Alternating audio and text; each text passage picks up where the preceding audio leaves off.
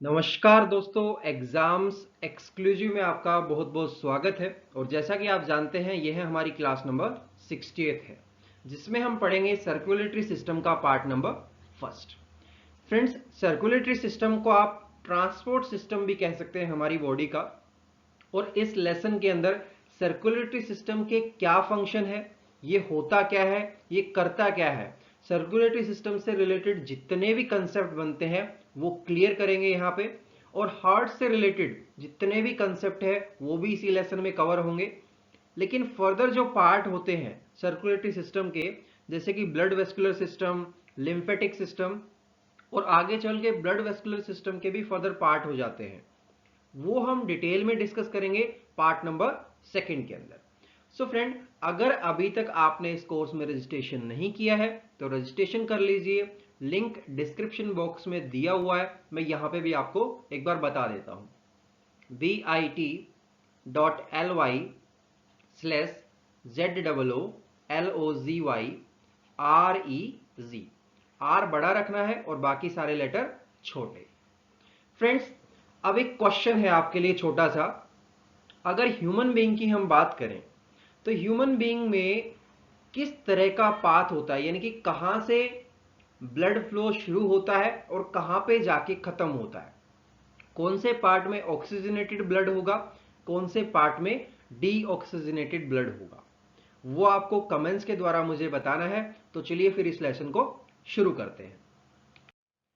Friends, myself Dheeraj Sharma and I am teaching since May 2017, and this is Zoology optional course, and I think everybody knows about this.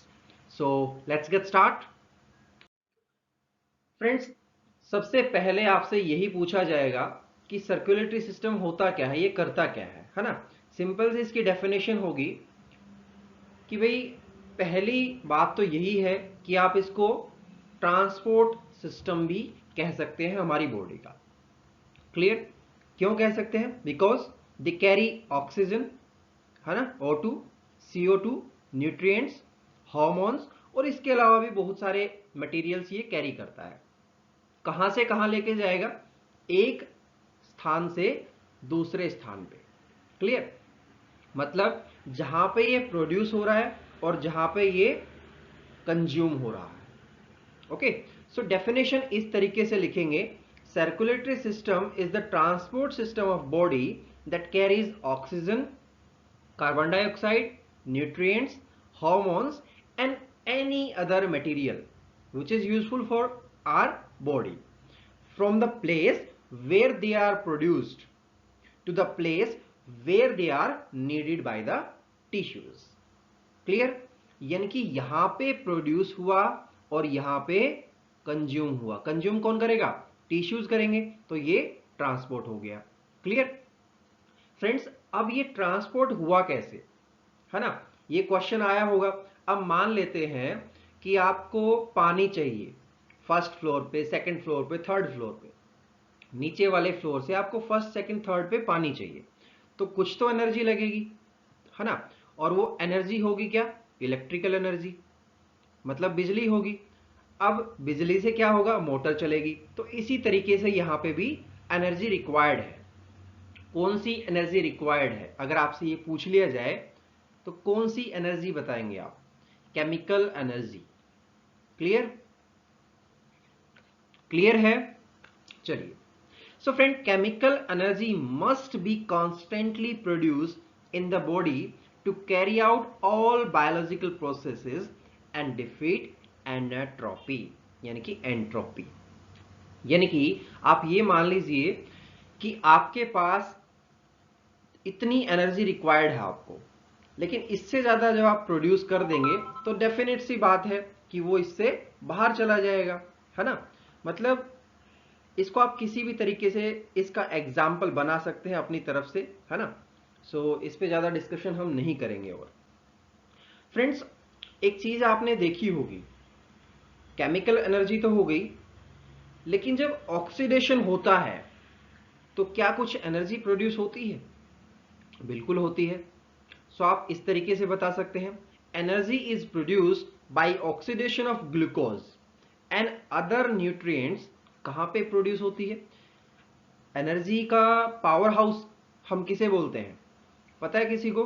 ध्यान होगा शायद सभी को, है ना? Mitochondria, MITOCHONDRIA, mitochondria. So friend, nutrients are absorbed in the intestine. कब absorb होता है इंटेस्टाइन के अंदर? After digestion of food material, but must be transported to liver for the assimilation before getting distributed through out the body. और ये सारा का सारा डिस्ट्रीब्यूशन कैसे होगा? सर्कुलेटरी सिस्टम के द्वारा. समझ में आया सर्कुलेटरी सिस्टम, है ना? चलिए, अब इसी तरीके से जो ऑक्सीजन है, ऑक्सीजन कहां पे एब्जॉर्ब होती है? न्यूट्रिएंट का तो आपको समझ में आ गया. ऑक्सीजन कहां पे एब्जॉर्ब होगी? लंग्स में, है ना? या फिर गिल्स में भी एब्जॉर्ब हो सकती है. So from where it is take up by the, किसके द्वारा? Blood vascular system. मैंने शुरुआत में आपको बताया था कि सर्कुलेटरी सिस्टम के आगे फर्दर दो पार्ट होंगे, एक लिम्फेटिक और एक ब्लड वेस्कुलर सिस्टम, जिसको हम नेक्स्ट लेसन में डिटेल के अंदर डिस्कस करने वाले हैं. Okay, and friends, it is carried to the tissue for oxidative processes. Oxygen किस काम आएगी?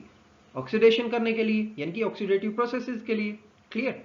चलिए, सो फ्रेंड, अब जो वेस्ट प्रोडक्ट जनरेट हुआ, किसके द्वारा? By the chemical process.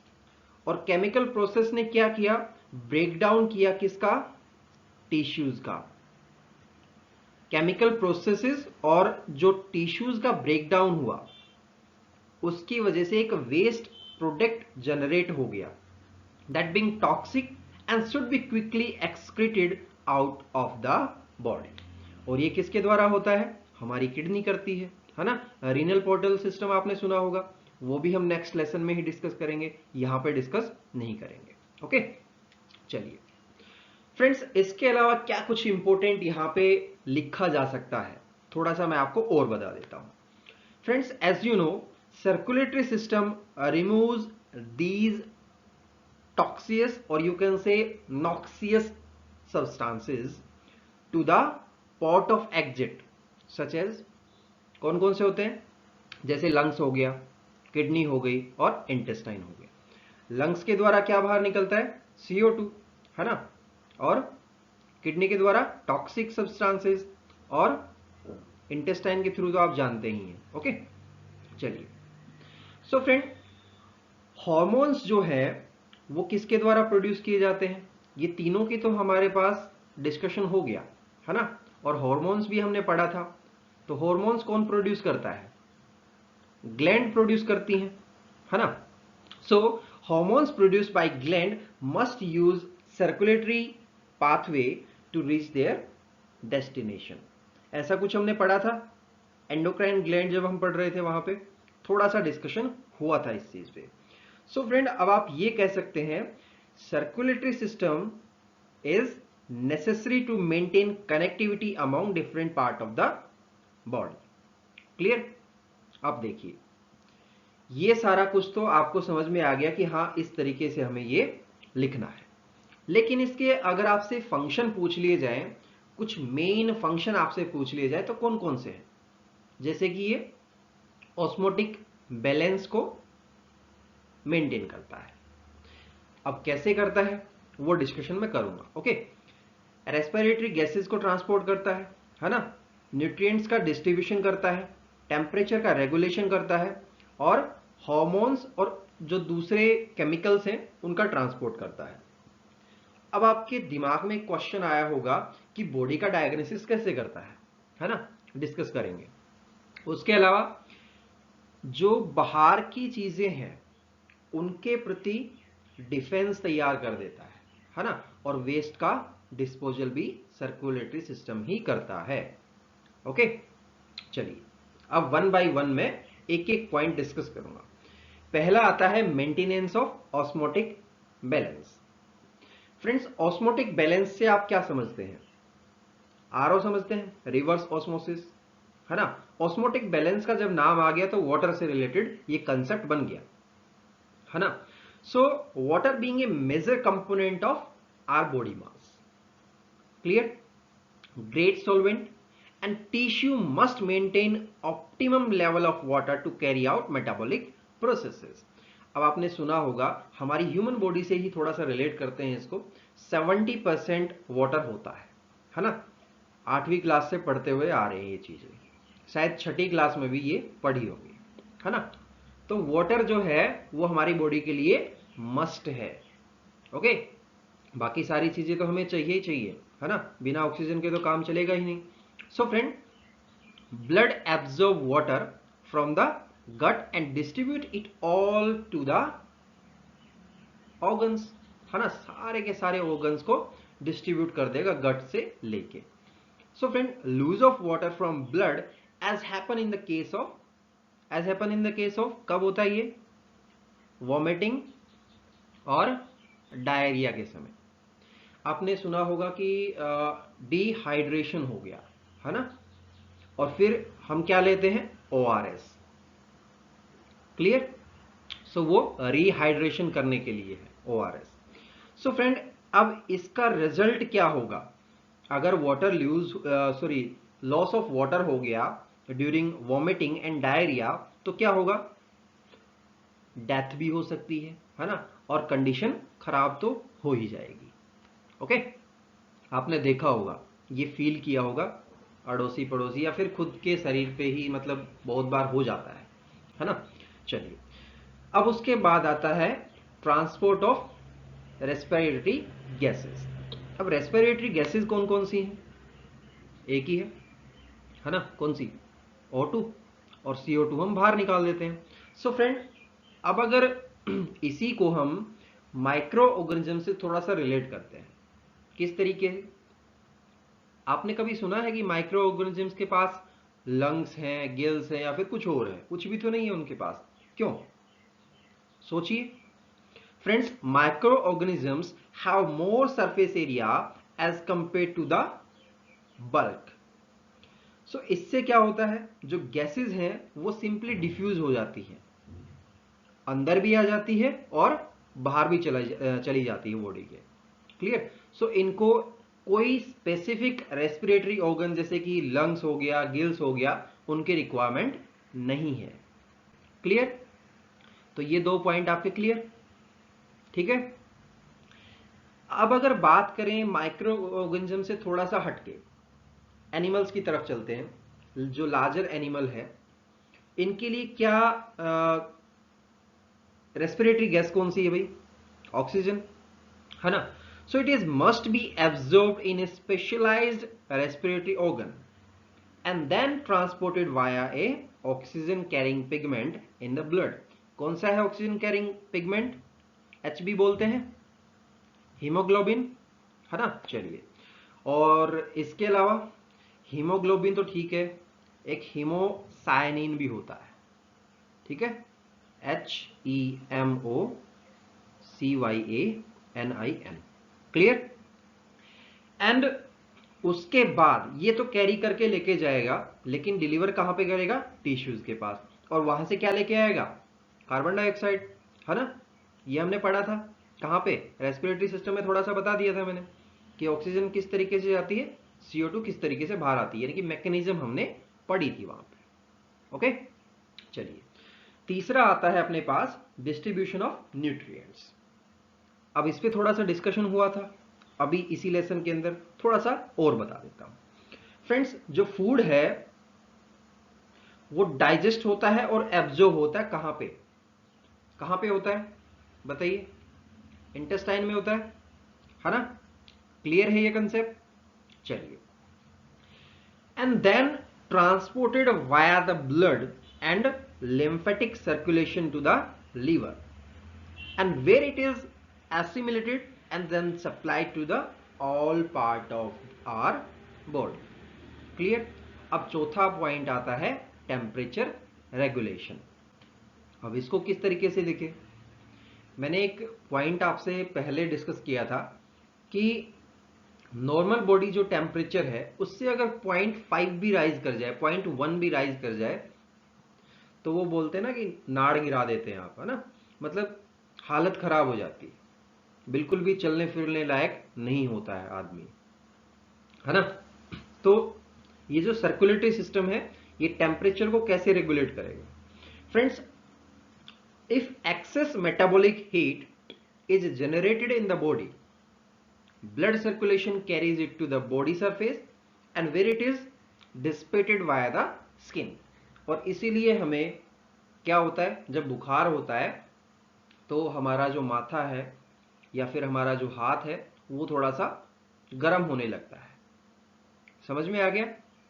अब अगर एंडोथर्म्स की बात करें, तो एंडोथर्म्स में क्या होता है, metabolic heat is evenly distributed through out the body by blood.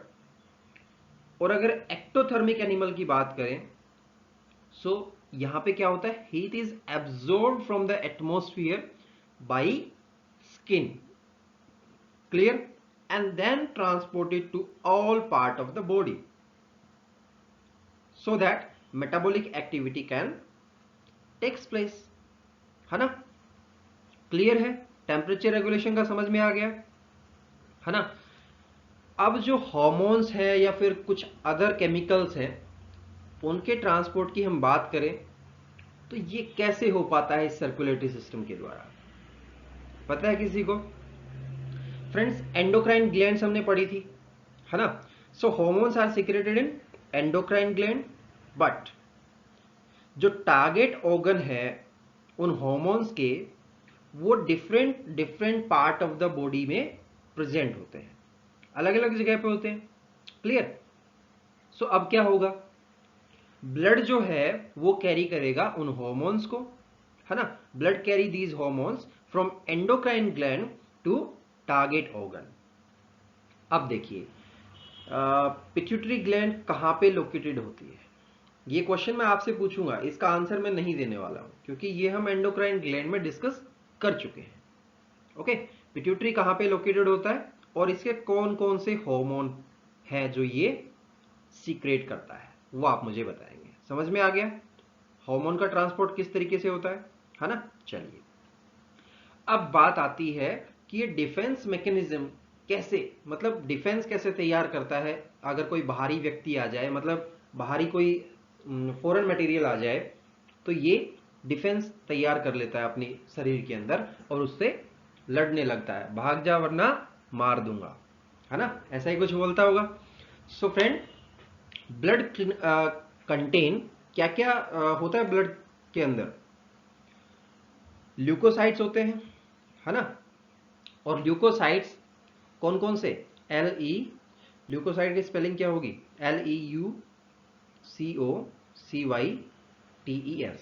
Leukocytes दो तरह के होंगे, कौन कौन से, ग्रेन्युलर और दूसरा ए ग्रेन्युलर। ओके, क्लियर है फ्रेंड्स? अब ये क्या करेंगे, जो पैथोजन है उस पे अटैक करेंगे और उसको किल कर देंगे, जिससे क्या होगा कि वो बॉडी के अंदर एंटर नहीं कर पाएगा। अब एक पॉइंट हमने डिस्कस किया था, टी सेल्स। क्या होती है टी सेल्स, बताइए friends? T cell kill the invaders, कैसे किल करेगा, केमिकली। ओके, क्लियर है? अब जो बी लिम्फोसाइट्स हैं, बी लिम्फोसाइट्स आपने सुने होंगे, है ना? LYMPHOCYTES।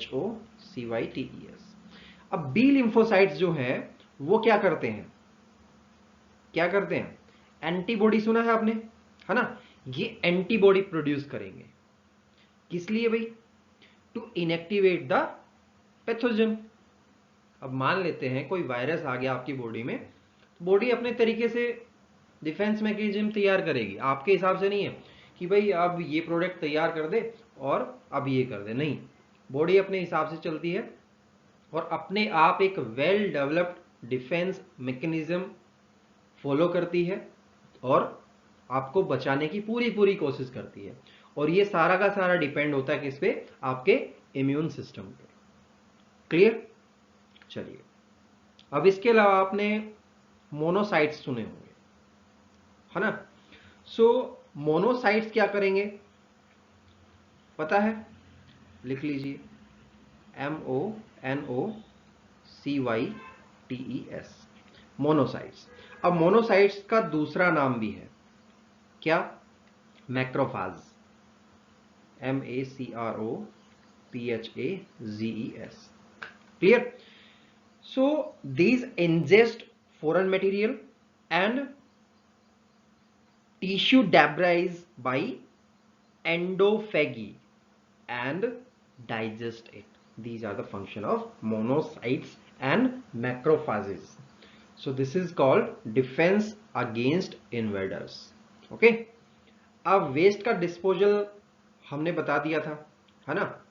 जो कार्बन डाइऑक्साइड है और नाइट्रोजनस वेस्ट है वो कंटिन्यूसली प्रोड्यूस होते रहते हैं हमारी पूरी की पूरी बॉडी में, है ना? And being toxic must be removed from the body quickly and blood carries them to excretory organ such as kidney, nephridia, Malpighian tubules, lungs, intestine, है ना? जहां से क्या होगा? These are released outside into the atmosphere. Clear? यही होगा ना? चलिए अब देखिए, जो टॉक्सिन्स हैं और जो सॉल्ट हैं, अगर ये एक्सेस में हो गए तो क्या होगा?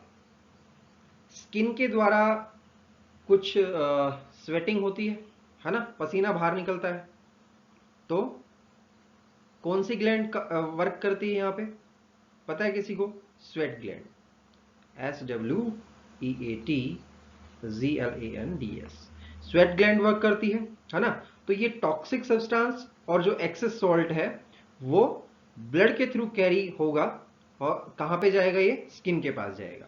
भैया इसको बाहर निकाल दो, फिर स्वेट ग्लैंड जो है वो एक्टिवेट हो जाएगी। चलिए इसको बाहर निकाल देते हैं, है ना?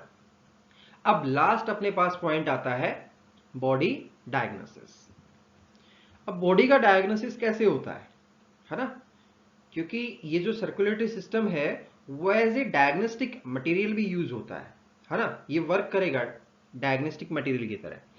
सो फ्रेंड, आप सभी जानते हैं कि बहुत तरह के केमिकल ट्रांसफॉर्मेशन और प्रोडक्शन होता है किसका?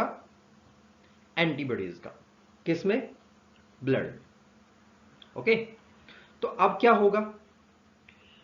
ये कैरी करेंगे वैरायटी ऑफ केमिकल्स को, है ना? And hence can be uses as an ideal material to analyse and know the physiological condition of the body. आप डॉक्टर के पास जाते हैं, वो आपसे क्या बोलते हैं?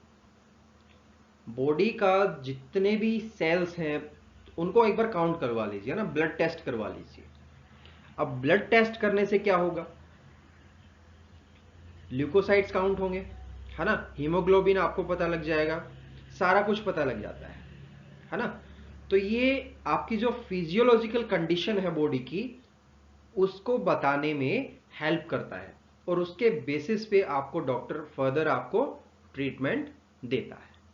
यही होता है ना? So blood test for leukocyte count, haemoglobin, liver, kidney and thyroid. आजकल आप देख रहे हैं कि थायराइड बोल देते हैं कि थायराइड बढ़ गया है ना, थायराइड घट गया है, कुछ ऐसा करके। मतलब बहुत बार ये एक जुमला भी होता है ना? So friend, there are varieties of test, है ना, that can be carried out with the ease using the patient blood, and blood is a part of circulatory system. Okay, clear है ना ये? चलिए अब मैं बात करूं सर्कुलेटरी सिस्टम कितने तरह का है ना? 2 तरह का है। शुरुआत से बताता हुआ रहा हूं, नाम थोड़ा सा और लिख देता हूं। Blood vascular system, BVS। इसको भी फर्दर हम आगे चल के 2 पार्ट्स में डिवाइड कर लेंगे। ओके, कौन कौन से हैं वो 2 पार्ट, वो नेक्स्ट लेसन में मैं आपके साथ डिस्कशन में लेके आऊंगा। ओके, और यूपीएससी का आप सिलेबस भी चेक कर सकते हैं, उससे रिलेटेड ही कंसेप्ट यहाँ पे बताए जाएंगे। थोड़ा सा एक्स्ट्रा बताऊंगा, पता नहीं एक्स्ट्रा भी आ सकता है ना? बहुत बार होता है। उसके अलावा दूसरा जो सिस्टम है वो कौन सा है, पता है किसी को? Lymphatic system, LYMPHATIC, lymphatic system. अब ये होते क्या है, क्या होते हैं भाई? ब्लड वेस्कुलर सिस्टम में क्या होगा, लिम्फेटिक सिस्टम में क्या होगा, पता है किसी को? देखिए, ब्लड वेस्कुलर सिस्टम में जो है, हार्ट होगा, आर्टरीज होंगी, वेन्स होगी, है ना, और ब्लड होगा, यही सब होगा। इसके अलावा तो कुछ नहीं है। अब अगर लिम्फेटिक सिस्टम की मैं बात करूं तो यहां पे क्या होगा? Lymph channels, lymph space, lymph heart, lymph nodes and lymph। Clear? Clear है? इसके अलावा तो कुछ नहीं है यहाँ पे। अब इसको डिटेल में हम डिस्कस करेंगे नेक्स्ट पार्ट के अंदर, पार्ट नंबर 2 में। लेकिन अब हमारे पास एक इंपॉर्टेंट पार्ट आता है जो कि आपको जब हम ह्यूमन फिजियोलॉजी पढ़ेंगे तो वहां पे भी हेल्प करेगा। हार्ट, ह्यूमन हार्ट हम डिस्कस करेंगे। ओके, सो फ्रेंड, सबसे पहला क्वेश्चन आपसे यही है कि हार्ट होता क्या है और ये कितने तरह का है। सबसे पहले ये जो डायग्राम है उसको आप देखिए, आपको समझ में आ जाएगा कि एक्चुअली हार्ट है क्या, है ना। फिर मैं आपको डेफिनेशन बताऊंगा। और हार्ट कितने तरह का है उसका आंसर है 4 तरह का। कौन कौन से टाइप है? 1 चैम्बर्ड, है ना, 2 चैम्बर्ड और 3 चैम्बर्ड, इसके अलावा 4 चैम्बर्ड। अब ये तो ठीक है, यहां पे आपको डिफरेंस पता लग गया होगा, 1 चैम्बर, 2 चैम्बर, 3 चैम्बर और 4 चैम्बर, नाम से ही पता लग गया। लेकिन 1 चैम्बर किस किस में प्रेजेंट है वो यहां पे मैटर करेगा। ओके, सो सिंगल चैम्बर्ड हार्ट किस में होगा? सिफेलोकॉर्डेट में, CEPHALO, सिफेलोकॉर्डेट। और अगर ज्यादा डिटेल में जाना है तो आप लिख सकते हैं ब्रेंकियोस्टोमा। Okay, clear? सो यहां पे ट्रू हार्ट नहीं होगा, आप ये कह सकते हैं, है ना। अब आता है 2 चैम्बर, या फिर कह सकते हैं डबल चैम्बर, या फिर एक नाम और लिख सकते हैं single circuit venous heart. Okay, ये किस में होगा? साइक्लोस्टोम्स में, CYCLOSTOMES, साइक्लोस्टोम्स हो गया, इलास्मोब्रैंक हो गया, और टेलोस्ट में भी 2 चैम्बर्ड हार्ट होगा। 3 चैम्बर्ड हार्ट की बात करें तो ये किसके अंदर होगा? इसका बेस्ट एग्जांपल है एम्फीबिया। Okay, amphibia. इसके अलावा डिप्नॉय, और क्या रेप्टाइल्स में भी यही होगा? बिल्कुल होगा, ठीक है। और अगर 4 चैम्बर्ड हार्ट की बात करें, यानी कि डबल सर्किट पल्मोनरी हार्ट, तो इसका बेस्ट एग्जांपल आप क्या लिख सकते हैं? मैमल्स, MAMMALS, मैमल्स और बर्ड्स। ओके, कंसेप्ट क्लियर है ना। यहां पे क्या होगा? 2 ओरिकल और 2 वेंट्रिकल, है ना। अब ये जो डायग्राम आप देख रहे हैं इसके लेबलिंग मैं आपको करके बताऊंगा कि 1 2 3 4 5 19 तक ये है क्या, है ना, ये आपको पता होना चाहिए। और नोटबुक लेके बैठ जाइए, आप इसको फटाफट लिखने भी लगिएगा। ओके, एक तरफ आपको लेबलिंग दी हुई है, ये थोड़ा सा कॉम्प्लिकेटेड है ना, डिस्कस भी नहीं कर पाएंगे यहाँ पे। और ये जो है थोड़ा सा आसान है, और आपको मतलब बनाने में भी इजी होगा, समझने में भी इजी होगा। देखिए, यहाँ पे आपके लिए क्या क्या इंपॉर्टेंट है? वॉल्व इंपॉर्टेंट है ना, जैसे कि ये वॉल्व है, ये वॉल्व है ना। और ये जो इसके चैम्बर है, जैसे कि लेफ्ट वेंट्रिकल और राइट वेंट्रिकल, ये है आपका राइट एट्रियम। ओके, ये तो हो गए आपके 3 पार्ट। चौथा पार्ट कौन सा होगा? लेफ्ट एट्रियम, जो कि ये है। ओके, ठीक है, चलिए।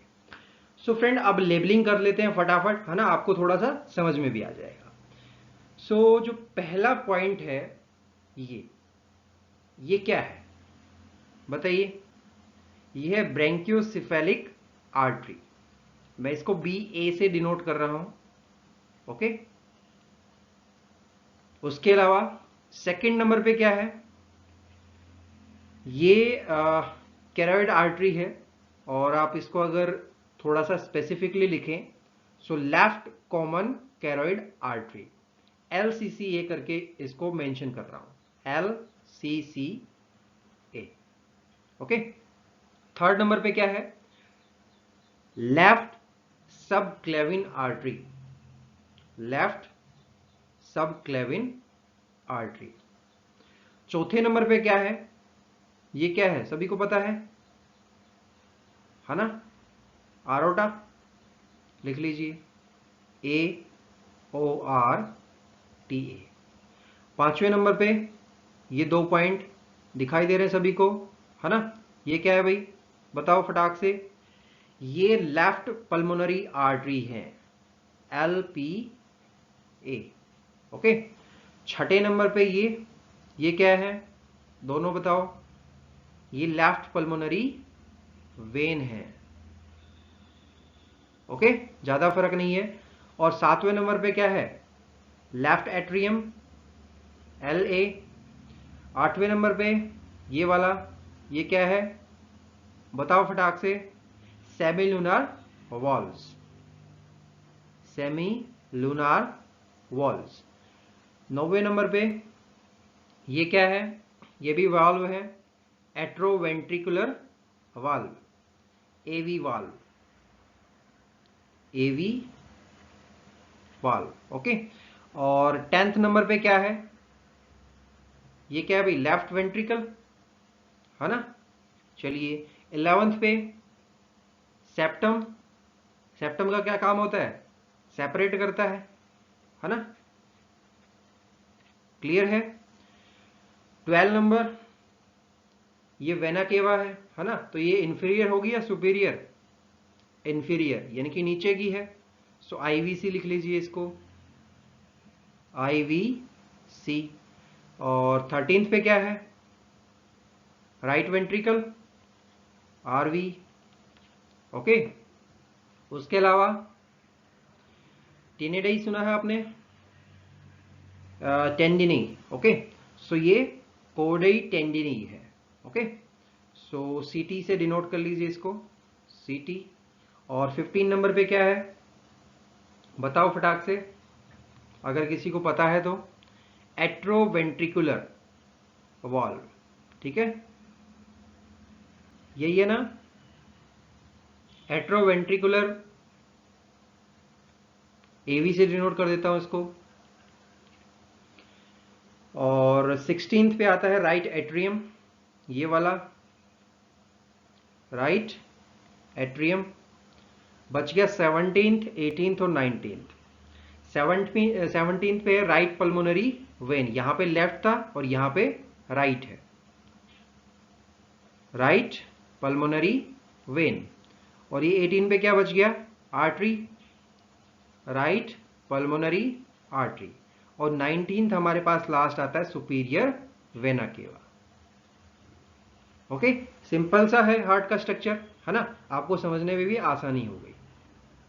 इसको ध्यान रखना है कि ये आपकी वेना केवा है, नीचे वाली इंफीरियर, ऊपर वाली सुपीरियर, ओके। समझ में आ गया हार्ट का स्ट्रक्चर, है ना, कोई डाउट तो नहीं है यहां पे, अगर है तो आप पूछ सकते हैं।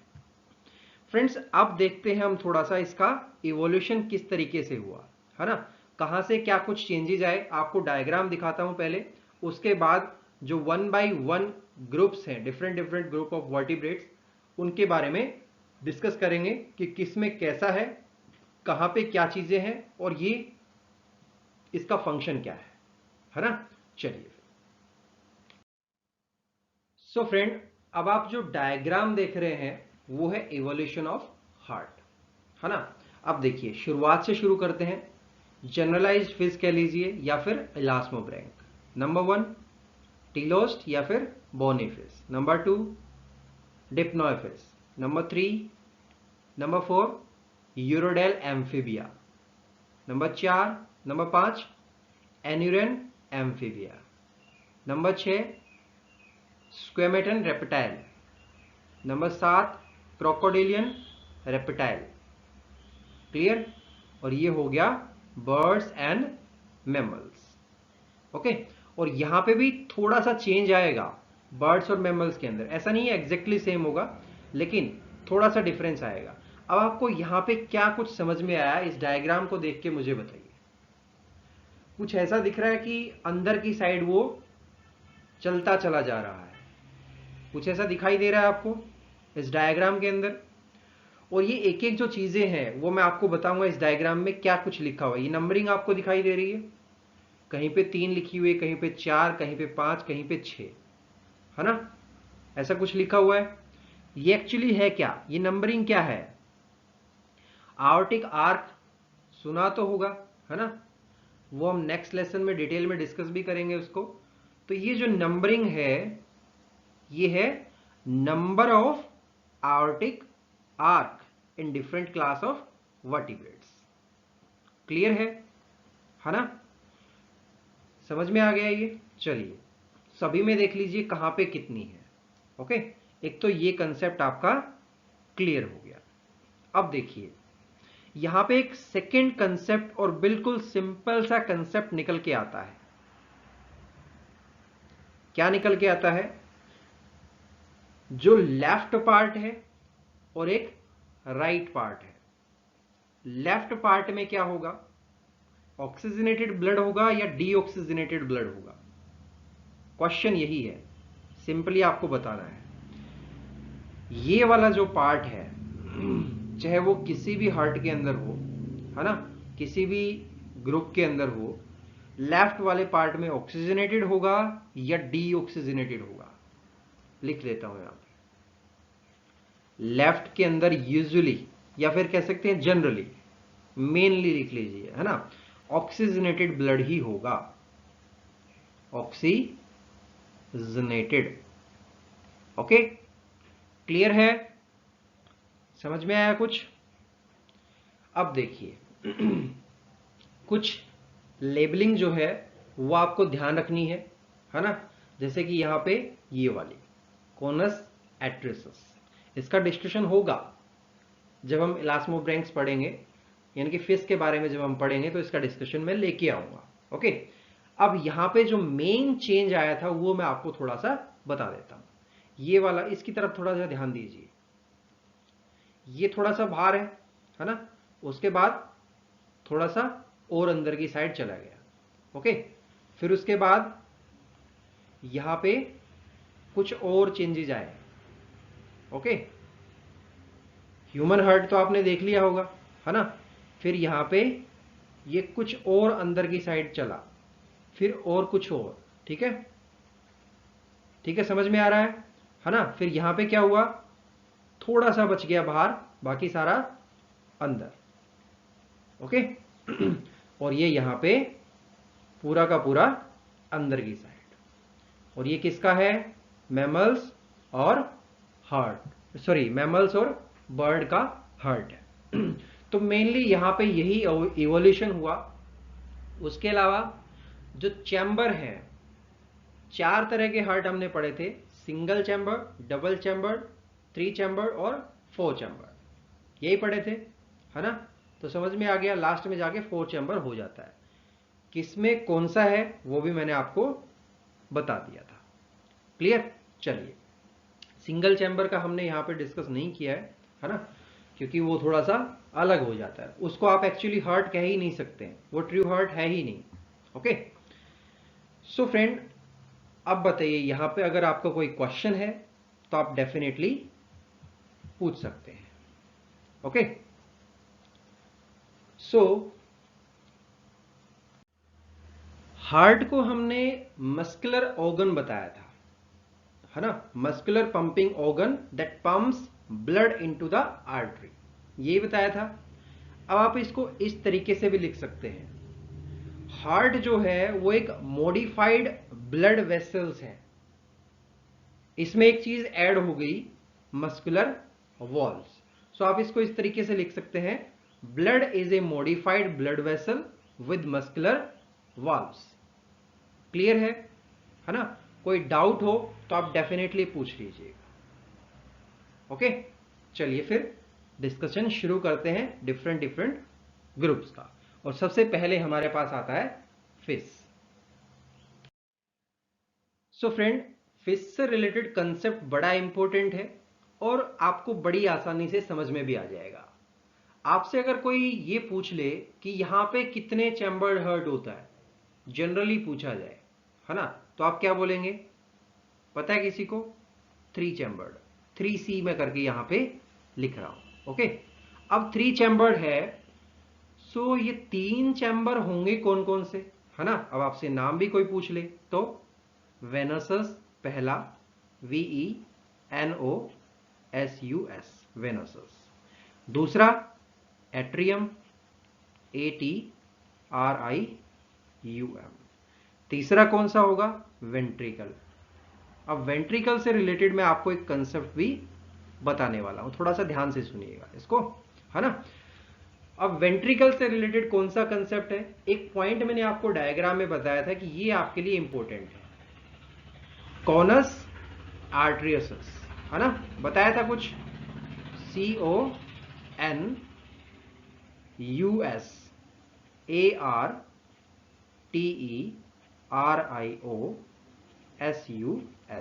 Arteriosus, conus arteriosus.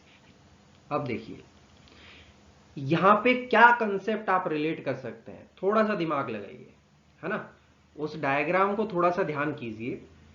Friends, ventricle is connected with the conus arteriosus, है ना, and that has a series of semilunar walls.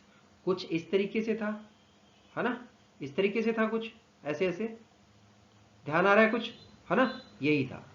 चलिए अब यहां पे होगा क्या, ये एक जो सीरीज ऑफ सेमीलुनार वॉल्व है, इसका कुछ काम तो होगा, ये बैक फ्लो को प्रिवेंट करेगा।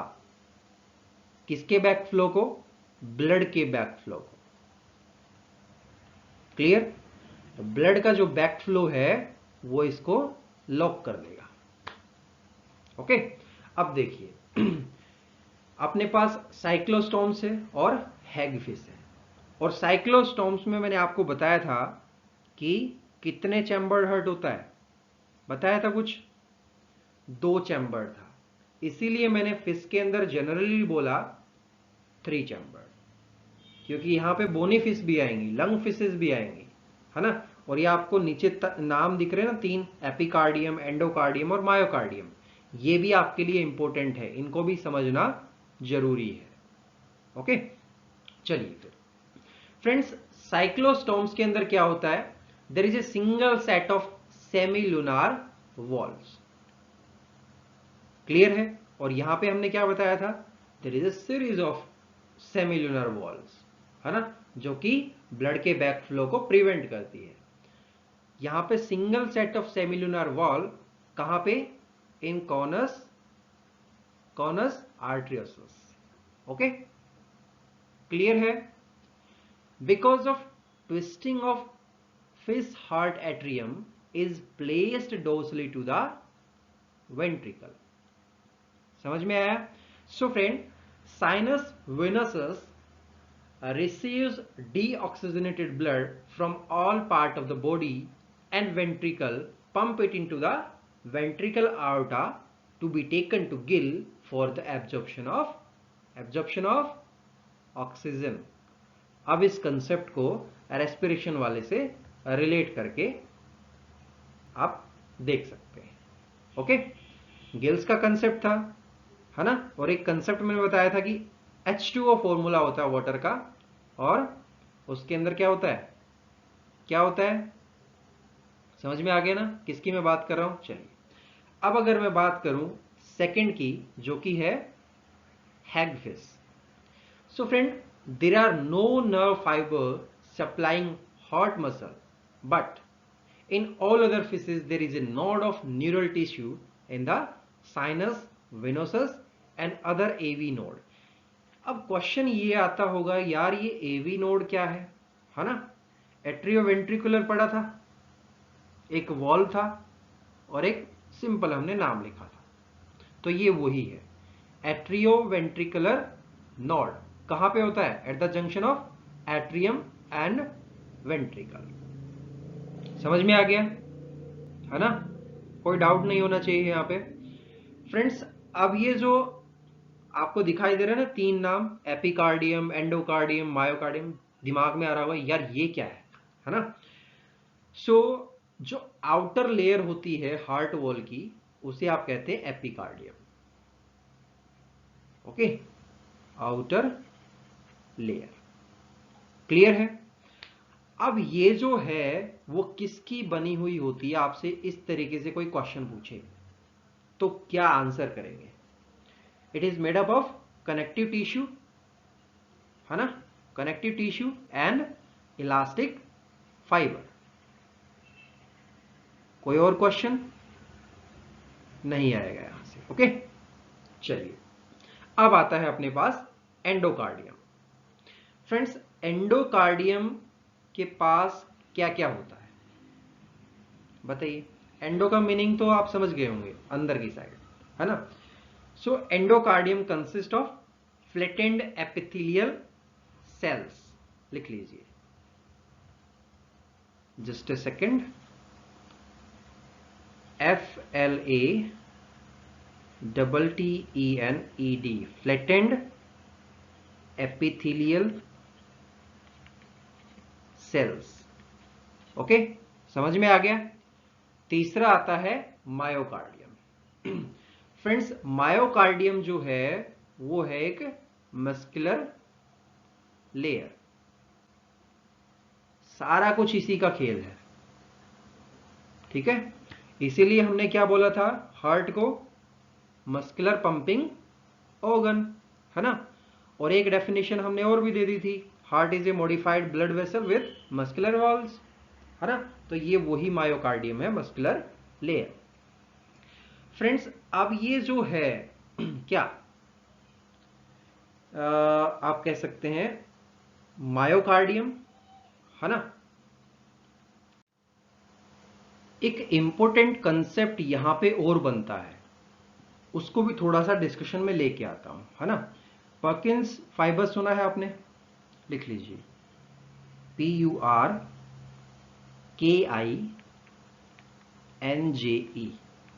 पर्किंज फाइबर। एक्चुअली ये प्रेजेंट कहां पे होता है ना? दिमाग में आ रहा होगा question. So friend, it is in between the myocardium and endocardium.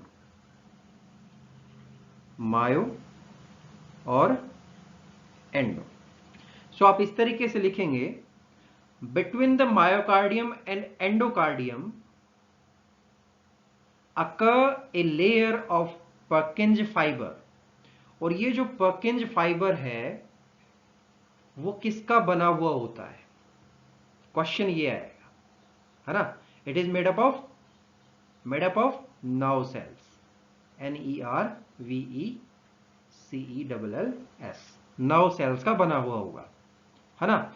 और जिसका जो पेरिफेरल पार्ट है वो किस में ट्रांसफॉर्म हो जाएगा? स्टीरिएटेड मसल फाइबर में।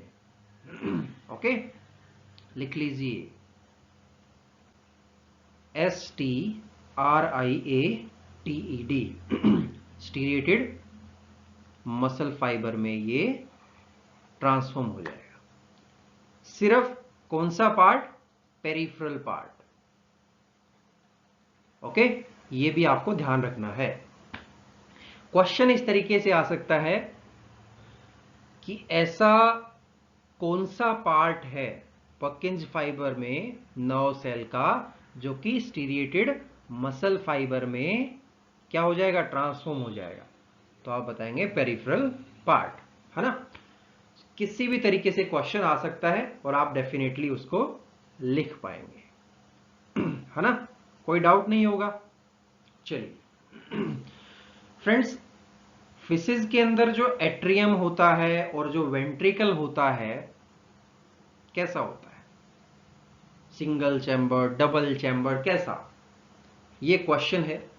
जस्ट 2 मिनट में मैं आपको आंसर करूंगा इसका, है ना। ये कंसेप्ट आपका यहाँ पे क्लियर हो गया। फिश से रिलेटेड कंसेप्ट अभी और बचता है ना, जो कि और भी ज्यादा इंपॉर्टेंट है आपके लिए।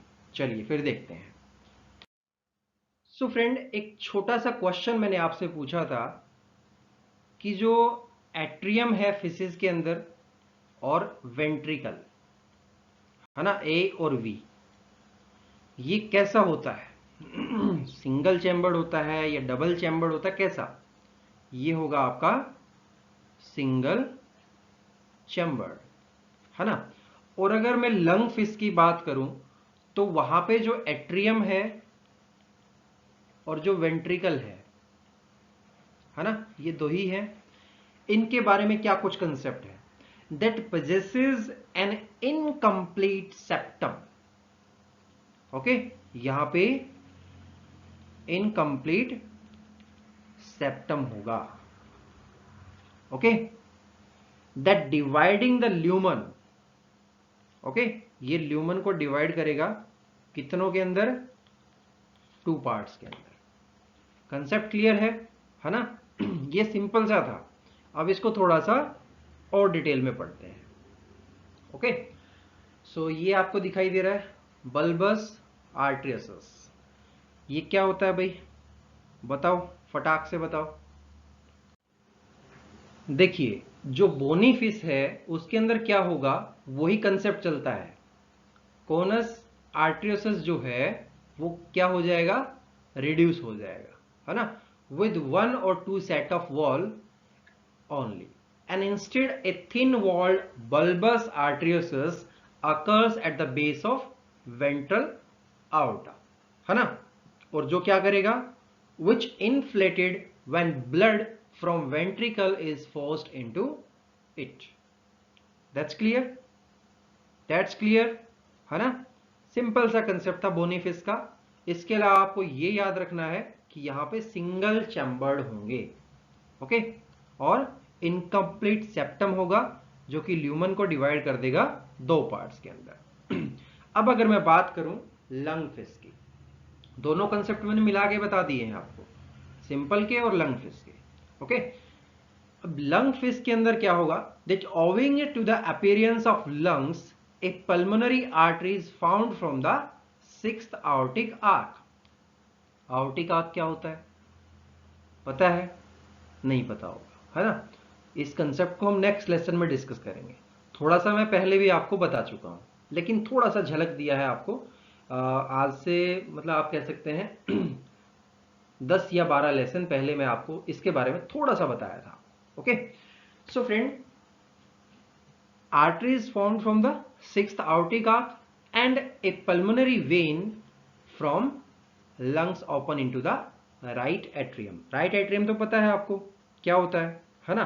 so therefore a septum, albeit incomplete, is formed in atrium and also in the ventricle। क्यों? to keep the oxygen rich and oxygen deficient blood from mixing। अब ठीक है, यहां पे तो आपको कुछ समझ में आ गया, है ना। ये क्या करेगा? जो ब्लड की मिक्सिंग है, कौन से ब्लड की? ऑक्सीजन डेफिशिएंट और ऑक्सीजन रिच ब्लड की, है ना, उसको मिक्सिंग से रोकेगा, है ना। यही कंसेप्ट है। चलिए, सो फ्रेंड, लंग फिश जो है उसके पास क्या होंगे? That possesses spiral valve in the bulbus cordis. अब जो स्पाइरल वॉल्व है इसको आप एक नाम से और बोल सकते हैं, पता है आपको? Septum बल्बी। Okay, SEPTUM, septum बल्बी, BUL, just a second, BULBI। Okay, समझ में आया? बिल्कुल सिंपल सा कंसेप्ट था फिश का। ज्यादा डिटेल में जाने की जरूरत नहीं है, जितना आपको पढ़ना जरूरी है उतना मैंने आपको यहां पे बता दिया है। क्लियर? चलिए फिर नेक्स्ट पे चलते हैं, एम्फीबियन हार्ट्स पे। ओके, वहां पे एन्यूरेंस भी होगा और यूरोडेल्स भी होगा। फ्रेंड्स, एम्फीबिया की अगर बात करें तो ये सबसे सिंपल है। है ना, बस थोड़ा सा ध्यान करना है। और यहाँ पे जो स्पाइरल वॉल आपको दिखाई दे रहा है, इसको भी आप वही कह सकते हैं, सेप्टम बल्बी। ओके, चलिए। सो यहाँ पे कंसेप्ट समझने वाला एक ही है, क्या है? इनकम्प्लीट सेप्टम है कहाँ पे? एट्रियम में, और वेंट्रिकल में सेप्टम नहीं है। ओके, ये पॉइंट क्लियर है ना? और यहां पे स्पाइरल वॉल भी नहीं है, कहां पे? In the truncus. Clear? But friends, urodeles have a pulmonary artery and vein and a single set of semilunar valve in the truncus. ये कंसेप्ट यहां पे समझने वाला था। आपको इतना ध्यान रखना है कि एट्रियम में इनकम्प्लीट सेप्टम होगा, वेंट्रिकल में सेप्टम नहीं होगा, और स्पाइरल वॉल यहां पे प्रेजेंट नहीं होंगे। Okay, there is no spiral valve in the truncus. Clear? चलिए, लेकिन साथ साथ ये भी याद रखना है, अगर स्पाइरल वॉल्व नहीं है तो कौन सा वॉल्व है? Semilunar valves. क्लियर? अब एन्यूरेंस की मैं बात करता हूं। Friends, anurans have a complete septum in the atrium, but there is no septum in the ventricle. अब यूरोडेल्स और एन्यूरेंस में क्या फर्क आपको दिखाई दे रहा है? यहां पे इनकम्प्लीट सेप्टम था एट्रियम में, यहां पे कंप्लीट हो गया, यानी कि ये एक जस्ट इवोल्यूशन हुआ, है ना। लेकिन अभी वेंट्रिकल में सेप्टम नहीं आया है, तो इसीलिए जो एम्फीबिया था उसके अंदर कितने चैम्बर्ड हार्ट था? बताया था मैंने कुछ, एम्फीबिया के अंदर 3 चैम्बर्ड हार्ट था ना। चलिए, सो फ्रेंड, यहां पे और कुछ क्या कंसेप्ट लिख सकते हैं? The inner lining of ventricle possesses spongy trabeculae. Clear? अब देखिए, जो स्पाइरल वॉल्व है इसको आप क्या कह सकते हैं? बताया था मैंने पिछले वाले स्लाइड के अंदर भी, सेप्टम बल्बी। लिख लीजिए, SEPTUM, सेप्टम बल्बी, इसको आप ये कह सकते हैं, है ना। So truncus arteriosus display a spiral valve. अब जो स्पाइरल वॉल्व है ये क्या? That divide its lumen into the dorsal and a ventral channel, है ना, and it also serve to shunt the oxygenated blood into the systemic arch and deoxygenated blood to the pulmonary artery. Okay, देखिए थोड़ा सा मैं आपको simplify करके बता देता हूं। फ्रेंड्स, ये जो है ये ल्यूमन को डिवाइड करेगा। ओके, कौन कौन से में? Divide into dorsal and ventral. Okay, अब देखिए, ये एक तरीके से और एक फंक्शन और मान लीजिए इसका, कि जो ऑक्सीजनेटेड ब्लड है वो कहां पे लेके जाएगा? यही लेके जाएगा। ओके, कहां पे?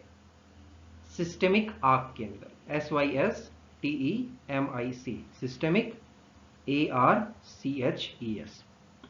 इसके अलावा जो डीऑक्सीजनेटेड ब्लड है, डीऑक्सीजनेटेड ब्लड वो कहां पे लेके जाएगा? पल्मोनरी आर्टरी के अंदर। ठीक है, क्लियर है कंसेप्ट, है ना। इसके अलावा यहां पे और कंसेप्ट नहीं बनता है। चलिए, अब चलते हैं नेक्स्ट हार्ट पे, जो कि है किसका? रेप्टिलियंस का, यानी कि रेप्टाइल्स। रेप्टाइल्स में एक इंपॉर्टेंट कंसेप्ट निकल के आता है, फोरामेन ऑफ पेनिजा। अब इसका एन हटा देते हैं तो ये पिज्जा बन जाएगा, है ना, लेकिन पिज्जा हमें नहीं बनाना है। सो फ्रेंड देखिए, फोरामेन ऑफ पेनिजा का एक ही काम है, इसके द्वारा क्या होगा? Two kind of blood mixes before it is pumped to the body organ. Okay, ये इसका मेन पॉइंट निकल के आएगा। अब देखिए, यहां पे जो सेप्टम है वो कंप्लीट है कहां पे? एट्रियम में, और इनकम्प्लीट कहां पे है? वेंट्रिकल में। अब जो हमने यूरोडेल्स पढ़ा था और एन्यूरेंस पढ़ा था, वहां पे क्या था, यूरोडेल्स में इनकम्प्लीट सेप्टम था एट्रियम में, और वेंट्रिकल में कोई सेप्टम नहीं था। लेकिन एन्यूरेंस में आते आते कंप्लीट सेप्टम की फॉर्मेशन हो गई एट्रियम में, और वेंट्रिकल में कोई सेप्टम नहीं था। अब वेंट्रिकल में यहां पे इनकम्प्लीट है और एट्रियम में कंप्लीट है। अब आगे चल के और मॉडिफिकेशन होगा, है ना। और जो ये है फोरामेन ऑफ पेनिजा, इसका मैंने आपको बता दिया कि ये क्या करेगा।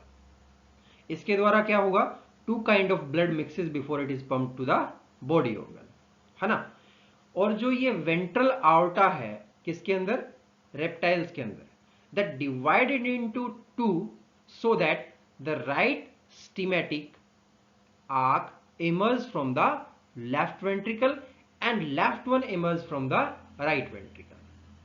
क्लियर है। देखिए क्या निकल के आया यहां पे, जो राइट स्टेमिक आर्क है वो कहां से आएगी, लेफ्ट वेंट्रिकल से, और लेफ्ट वाली राइट वेंट्रिकल से। अब यहां पे होगा क्या आगे चल के, कुछ समझ में आ रहा है, एक क्रॉस होगा, है ना। So friend, at the point of their crossing of foramen of Peniza that allow the blood to flow from one arc to another, यानी कि जो राइट स्टेमिक आर्क है वहां से लेफ्ट में जाएगा जब क्रॉसिंग होगी, क्रॉसिंग है foramen of Panizza that allows this one. Okay, अब जो एसए नोड है वो क्या है पता है किसी को, साइनो एट्रियल नोड, लिख लीजिए cyano atrial, ATRIAL। Okay, so friend, cyano atrial node in reptiles migrate near A junction of sinus venosus with atrium. Sinus venosus सभी को पता है ना, and the former is reduced in the size. Clear है, clear है। चलिए, अब जो क्रोकोडाइल है ना उसको आप थोड़ा सा किससे रिलेट करेंगे मुझे बताइएगा। ओके, मैं थोड़ा सा आपको बता देता हूं इसका कंसेप्ट, फिर आप मुझे बताइएगा इसको आप किससे रिलेट कर सकते हैं। फ्रेंड्स, क्रोकोडाइल में क्या होता है, both atrium and ventricle are completely partition so that there is no mixing of blood in the heart. But बात वही है ना कि कुछ ना कुछ तो खुराफाती होगा यहां पे। क्या है वो खुराफाती, यही है फोरामेन ऑफ पेनिजा, है ना। But friends, the two systemic arch still have a foramen of Panizza connecting them. अब ये जो कनेक्शन है ना ये क्या करता है, ये थोड़ा सा गड़बड़ करेगा। क्या करेगा, ये ब्लड जो है उसको मिक्स कर देगा, है ना। That mixes the blood and rendering crocodile the status of कैसा है ये क्रोकोडाइल, कैसा है बताओ जल्दी से, कोल्ड ब्लडेड या warm blooded, cold blooded animal. Okay, cold blooded animal. Clear है। चलिए, अब आपसे कोई ये पूछ ले कि हम क्रोकोडाइल को कोल्ड ब्लडेड एनिमल क्यों कहते हैं, या फिर ये है क्यों कोल्ड ब्लडेड एनिमल, ये कंसेप्ट भी आपका क्लियर हो गया यहाँ पे, है ना। और यहाँ पे खुराफाती कौन करता है, पेनिजा, है ना, फोरामेन ऑफ पेनिजा। चलिए, अब नेक्स्ट अपने पास आता है एवियन हार्ट, है ना, यानी कि बर्ड्स का हार्ट। फ्रेंड्स, बर्ड्स के बारे में एक कंसेप्ट आपने पढ़ा था, फ्लाइट का पढ़ा था, है ना, कैसे फ्लाई करते हैं, क्लियर। और हार्ट यहाँ पे छोटा सा ही होता होगा, है ना, क्योंकि उनका वजन देख लीजिए, मतलब सारा कुछ डिपेंडेंट होता है एक दूसरे पे। सो बर्ड्स जो होते हैं वो कैसे होते हैं, endothermic animal for which A complete separation of oxygenated and deoxygenated blood is necessary, है ना। क्रोकोडाइल वाला चक्कर नहीं है यहाँ पे। So friend, there is a complete partition in atrium as well as in the ventricle. So जो left स्टेमिक arc होती है वो क्या हो जाती है, डिसअपियर हो जाती है ना। और जो कि क्या अलाउ करता है, that allowing only oxygenated blood to be pumped to head region and to the rest of body organs. Clear? Clear है कंसेप्ट यहां पे, है ना? ज्यादा हार्ड एंड फास्ट नहीं है, बिल्कुल सिंपल सा कंसेप्ट इसी का है। अब बर्ड्स के अंदर ही हम बात करते हैं। There is a single valve between the atrium and ventricle. Clear है? सो फ्रेंड, एक कंसेप्ट और निकल के आया, जो साइनस विनोसस है वो भी यहां पे डिसअपियर हो जाएगी। नीचे वाला पार्ट दिखाई दे रहा था आपको डायग्राम के अंदर, यहां पे कुछ ऐसा था, है ना? वो अंदर की साइड चलता हुआ चला जा रहा था, तो वो यहां पे आके खत्म। ओके, वही है ये। चलिए, अब अपने पास लास्ट आता है मैमेलियन हार्ट, है ना? और मैमेलियन हार्ट के बारे में क्या समझाना, मतलब ह्यूमन हार्ट तो हमने बता दिया, है ना? अब मैमेलियन हार्ट, उसी से आप थोड़ा सा रिलेट कर सकते हैं, लेकिन थोड़ा सा मैं आपको कंसेप्ट फिर भी बताऊंगा जो इंपॉर्टेंट है आपके लिए। सो चलिए देखते हैं फिर। फ्रेंड्स, मैमल्स के पास कैसा होता है हार्ट? 4 चैम्बर्ड, है ना? And only one स्टेमिक arc on the left side. Okay, यहां पे सिर्फ एक स्टेमिक आर्क होती है, वो भी लेफ्ट साइड में। And that allowing no mixing of blood anywhere. आपने कहीं सुना है कि ऑक्सीजनेटेड ब्लड और डीऑक्सीजनेटेड ब्लड मिक्स हो गया ह्यूमन बीइंग के अंदर या फिर किसी भी मैमल के अंदर? कभी भी सुना हो? नहीं सुना ना? सो फ्रेंड, यहां पे जो साइनस विनसस है वो भी नहीं होगी। ऐसा ही बर्ड में था और ऐसा ही मैमल्स में है। ओके, और जो पल्मोनरी वेन है वो डायरेक्ट एंट्री करेगी किसके अंदर? राइट एट्रियम के अंदर, है ना? डायग्राम देखा था आपने ह्यूमन बीइंग का, उसी से रिलेट कर लीजिए, या फिर जो इवोल्यूशन बताया था हमने हार्ट का डायग्राम के जरिए कि यहां पे ये चेंजेस हो रहे हैं, उसको थोड़ा सा रिलेट कर लीजिए। ओके, सो नेक्स्ट कंसेप्ट क्या निकल के आया? जो एसए नोड है is also housed in the atrium. SA node बिल्कुल अंदर की साइड चली गई है ना? और मैमल्स के अंदर बहुत बार क्या होता है, there are extension of atrial lumen, किस लिए? टू इंक्रीज इट्स एरिया, है ना? सो इसको आप क्या बोलेंगे? क्या बोलेंगे पता है किसी को? ऑरिकल्स बोलेंगे। ओके, ऑरिकल्स पता है ना? पता लग गया सभी को? चलिए, सो फ्रेंड, अब यहां पे क्या होता है, जो मोनोट्रेम्स होती हैं उनके अंदर क्या, in monotremes the left atrioventricular valve is tricuspid. Okay, अब देखिए ह्यूमन बीइंग के अंदर क्या था? 3-4 तरह के थे, है ना? थे ना? कौन कौन से वॉल थे वो आप मुझे बताएंगे अब कमेंट्स के द्वारा। फ्रेंड्स, जो हमारा नेक्स्ट लेसन होगा उसके अंदर क्या कुछ डिस्कशन होगा, थोड़ा सा मैं आपको बता देता हूं, है ना? अब जो सर्कुलेटरी सिस्टम है उसके हमने 2 पार्ट बताए थे। कौन कौन से हैं पता है किसी को? ब्लड वेस्कुलर सिस्टम BVS और LS, lymphatic system. Lymphatic system तो एज इट इज पढ़ेंगे, है ना? और ये वाला जो है इसके 1 पार्ट और 2 पार्ट हो जाएंगे। कौन कौन से बताइए नाम? चलिए मैं बता देता हूं। एट्रियल सिस्टम, ठीक है, एट्रियल, AV नहीं लिखिए, ओके, एट्रियल सिस्टम। और दूसरा कौन सा था बताओ जल्दी से? Venous system, VS। ओके, और जितना भी डिटेल में हो पाएगा जो आपके लिए इंपॉर्टेंट है वो नेक्स्ट लेसन में डिस्कस किया जाएगा इनसे रिलेटेड। ओके, बेसिक आपका क्लियर हो गया, हार्ट से रिलेटेड जितने भी कंसेप्ट थे डिफरेंट डिफरेंट ग्रुप के वो आपके क्लियर हो गए। आई होप ये लेसन आपको अच्छा लगा होगा। So that's all from this lesson. Thanks for watching this. Thank you very much and have an awesome day.